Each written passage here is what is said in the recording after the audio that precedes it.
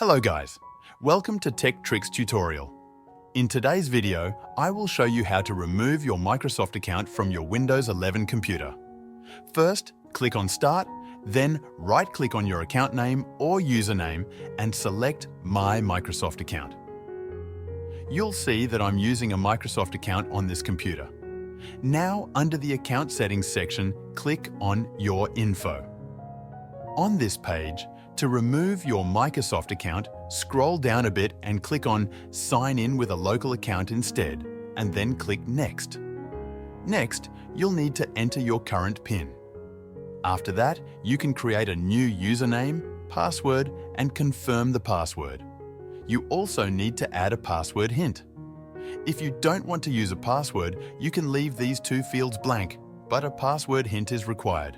Once done, click Next, then click Sign out and finish. You'll be signed out, so sign back in again and enter your old PIN one last time. Once logged in, you'll notice that you are no longer using a Microsoft account. That's all for this tutorial.